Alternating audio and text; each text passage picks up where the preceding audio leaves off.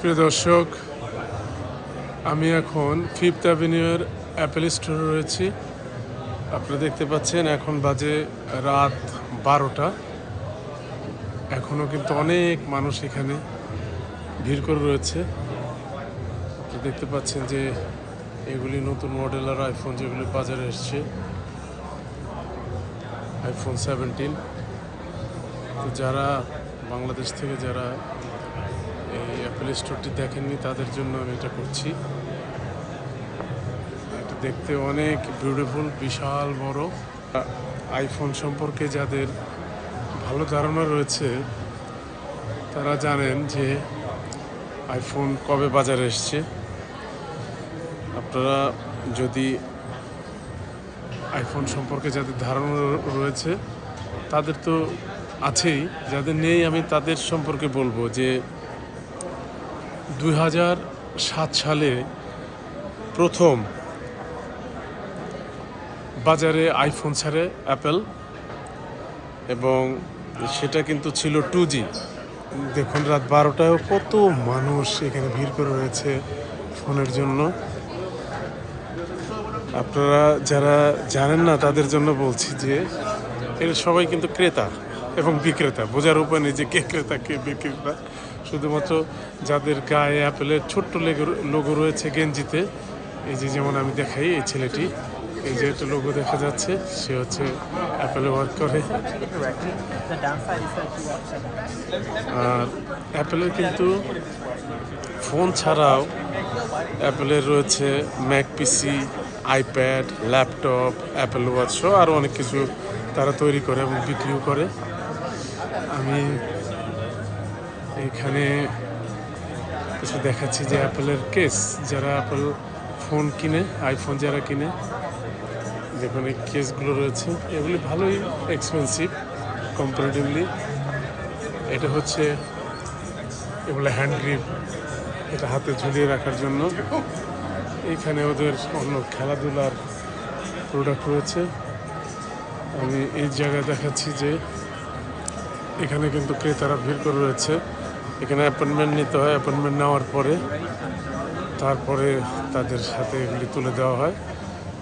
অনেক মানুষ কিন্তু কোনো শব্দ নেই আর কি, কারণ যে যেটাই নিক না কেন তাকে সিরিয়াল নিতে হচ্ছে। এই যে দেখুন অনেক মানুষ এখানে রাতের বেলা ভিড় করে রয়েছে। এদিকটাতে আমি একটু দেখাই, যেগুলো হচ্ছে এয়ারপড ম্যাক্স ঝুলানো রয়েছে। আর এগুলি এয়ারপডস, যেটা সর্বশেষ বোধহয় এসছে, এটা এয়ারপডস প্রো 3, এবং এখানে ঝুলানো রয়েছে। কোনটা কীরকম আমি কাছের থেকে দেখিয়ে দিই একটু। এয়ারপডস 3, এটা সম্ভবত 2, এই সবগুলি রয়েছে। একদম আগের মডেলটা এখানে নেই। আর এখানে হলো বক্সগুলো। এটা পাওয়ার বিটসের হেডফোনগুলো এগুলো বিক্রি করে। এই যে পাওয়ার বিটস প্রো 2, পাওয়ার বিটস ফিট, পাওয়ার বিটস প্রো 2, এরকম এগুলো হেডফোন রয়েছে। মানে অ্যাপেলে অন্য এইসব বিক্রি হয় আর কি, বিটসের এগুলো সেই যেগুলি তার, যেটা ওয়্যার এয়ারপডস আর কি। এটা তো বললাম এটার অনেক ওজন, আমি এটা ইউজ করেছি, এটা খুবই ডিসকমফোর্টেবল এটা। এখানে একটা হোম পড, ছোট বড় রয়েছে অনেক। আর এদিকে আমরা আবার একটু ফোনের দিকে নিয়ে যাই, দেখি কি ফোন এখানে রয়েছে। এদিকে একটু ভিড়পাট্টা দেখা যাচ্ছে এখানে ফোনগুলো, এবং অন্যদিকে যাচ্ছে আবারও।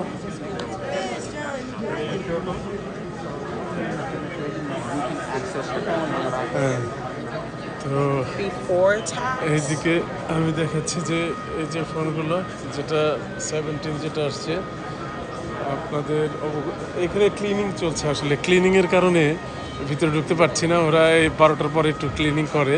আমি তারপরও এই দিকে নিয়ে যাচ্ছি, এদিকে খোলা রয়েছে। এদিকে ফোনগুলো দেখাই। এটা হচ্ছে এই যে 17 তো অনেকের ঢাকায় অনেকের হাতে 17 চলে গিয়েছে। এই যে 17-এর 4টা মডেল, একটা হচ্ছে আইফোন 17 প্রো ম্যাক্স, আরেকটা হচ্ছে আইফোন 17 প্রো। ম্যাক্স আর প্রো একই জিনিস, একটা বড় আর একটা ছোট। আর এটা হচ্ছে আইফোন এয়ার, আর এটা আইফোন 17, এটা রেগুলার। আর এটা জানেন যে আইফোন যখনই বাজারে আসে এটা কিন্তু বরাবরের মতোই মডেল এবং স্টোরেজ অনুযায়ী এটার মূল্য নির্ধারণ করা হয়। হ্যাঁ, তো যাদের আগের ফোন থাকে তারা এটা ট্রেড করলে সেটা ট্রেডের উপরে ফোনটার কী অবস্থা সেটার উপরে এটার দাম নির্ভর করে। অ্যাপেলের মানে বাজার মূল্য প্রায় $3.5 ট্রিলিয়ন, $3.5 ট্রিলিয়ন। এদিকে হলো অ্যাপেল ওয়াচগুলো, এগুলো ইয়েস ও ওকে ওদিকে ক্লিন।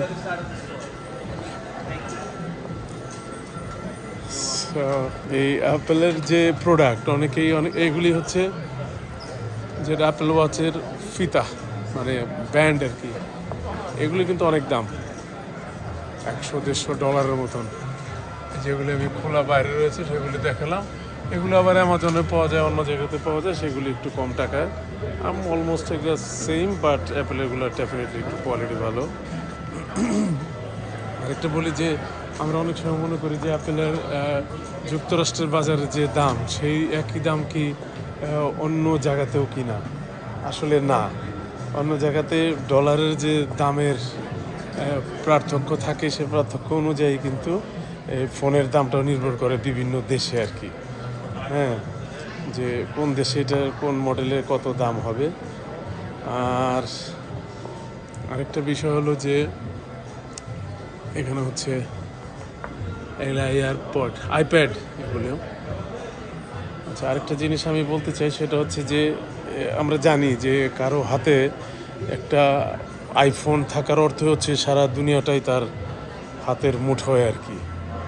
সুতরাং তার পক্ষে সব কিছুই করা সম্ভব। আরেকটা জিনিস আমি বলি যে আইফোন এয়ার যেটা বের হয়েছে এবারে, সেই আইফোন এয়ারটা কিন্তু লন্ডন প্রবাসী, লন্ডনে জন্মগ্রহণকারী আর কি একজন বাংলাদেশি বংশোদ্ভূত যে আবিদুর চৌধুরী, এটা আইফোন এয়ার যেটা সবচেয়ে পাতলা যেটা, ওটা নকশাটা সে করেছিল। আর আবিদুরের বাবা এবং তার মার বাড়ি কিন্তু বাংলাদেশের সিলেটে, তবে সে এখন যুক্তরাষ্ট্রের সান ফ্রান্সিসকোতে থাকে। আমরা তাকে নিয়ে অনেক নিউজ দেখেছি। আমি পুরো ভবনটা দেখালাম, এটা অ্যাপেলের 5th অ্যাভিনিউ, যে এটা খুবই সুন্দর পরিপাটি করে সাজানো, বসার জায়গা দারুণ। হ্যাঁ, তো যে এখানে মানুষ বসতে পারে, বিশ্রাম নেয়। আরেকটা যদি মানে আপনারা জানেন যে অ্যাপেলের কিন্তু একটি ইতিহাস রয়েছে যে এখন যে অ্যাপেলের যে সিইও সে হচ্ছে টিম কুকের আগে কিন্তু এটার সিইও ছিল স্টিভ জবস। মানে স্টিভ জবস এবং অ্যাপেলের যে সাফল্য, মানে এটা কিন্তু পৃথিবীতে দ্বিতীয়টা এরকম নেই যে এরকম ঘটনা ঘটেছে আর কোনো বিজনেসের ক্ষেত্রে। হ্যাঁ, এটা 1985 সালে স্টিভ জবস অ্যাপেলের সহ-প্রতিষ্ঠাতা ছিলেন এবং স্টিভ জবসই আসলে অ্যাপেলের মতন এরকম একটা প্রোডাক্ট বাজারে ছাড়ার তিনি স্বপ্ন দেখেছিলেন। এটা হচ্ছে সিঁড়ি, যে সিঁড়ির নিচে এটা গ্লাসের তৈরি সিঁড়ি এটা। হ্যাঁ, আমরা দেখি যে এখানে আমাদের পরিচিত কেউ আছে নাকি এখানে, আমি একটু দেখার চেষ্টা করছি আর কি। কোনো বাংলাদেশি ভাই ব্রাদার আছে কিনা এদিকে? এটা যে এত রাতে যে এত ক্রেতা, এটা কিন্তু অবিশ্বাস্য। Excuse me brother, you guys from Bangladesh? Bengali people, can you speak Bengali? Oh, nice. So, you're Dr. Konak Sara, right? ও আচ্ছা আচ্ছা, কিনতে আসছেন আপনি? কি কিনতে আসছেন? ও তাহলে কি ডক্টর কনক স্যার ওদের আর সে কিছু পাচ্ছে নাকি, গিফট পাচ্ছে? দেখতে আসলেন? ভাই সম্ভবত কেউ একজন একটা ফোন গিফট করবে তার বার্থডের সামনে। লাইভ যাচ্ছে কিন্তু ভাই তো আমি কিছু পাবো? আপনার জন্যই তো সবার। ওকে, ঠিক আছে। তাহলে এই যে দেখুন, আমি দেখাচ্ছি যে এটা হচ্ছে পুরো ইয়াটা, এটা পুরোটাই একটা স্টোর। আমি এখন একটু বাইরে নিয়ে যাব আপনাদের, বাইরে দেখাবো, বাইরে দেখিয়ে আমি শেষ করে দিব। এটা আগে গ্লাসের সিঁড়ি ছিল, কিন্তু এটা এখন স্টিলের সিঁড়ি করে দেওয়া হয়েছে। এই যে দেখতে পাচ্ছেন ঘুরে পেছে। তো আমরা এখন এটাতে উপরে যাব, উপরে যে শেষ করে দেব। এটা আমি উপরের দিকে ধরেছি ক্যামেরাটা। এটার ম্যাটেরিয়ালসটা এতই বেশি স্বচ্ছ, এটা গ্লাস না বাট স্টিল, কিন্তু এটার কোয়ালিটি এত সুন্দর যে লিফট এসেছে।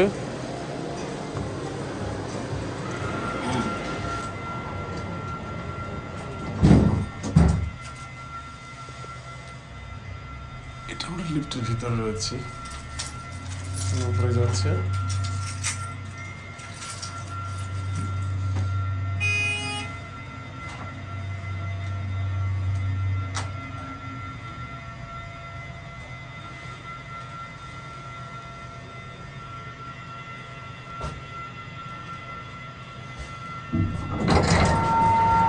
আমি বের হচ্ছি, এটা বের হলাম। এখান থেকেও কিন্তু দেখা যায় ওই যে সিঁড়িটা, আমি যেখান থেকে আসলাম সেই জায়গাটা। এটা এই যে আমি বাইরে আসলাম, এটা 5th অ্যাভিনিউর বাইরে, এবং এটা হচ্ছে বাইরের চিত্র, অ্যাপল স্টোরের বাইরের চিত্র। এবং এখানে আপনি দেখতে পাচ্ছেন যে এটা এক ধরনের খুবই হেভি লাইটের গ্লাস, এবং এই জিনিসগুলো একটা বিশেষ প্রক্রিয়াতে এগুলি বানানো হয়েছে। এই জিনিসগুলো এখানে মানুষ বসতে পারে, এবং এখান থেকে কিন্তু দেখা যায় অ্যাপল স্টোর, সবাই দেখতে পারবে। এটা এত ভারী এবং স্বচ্ছ গ্লাস, এগুলো তাই। এই যে দেখা যাচ্ছে, দেখুন নিচে দেখা যায় অ্যাপল স্টোরের সব কিছু। এটা হচ্ছে এদিকে চেয়ার টেবিলও রয়েছে, মানুষ বসতে পারে চাইলে। যে এখান দিয়ে আবার যদি ভিতরে ঢুকি, আমি আবারও লিফটের জন্য দাঁড়ালাম। আমি ভিতরে গিয়ে শেষ করে দেব।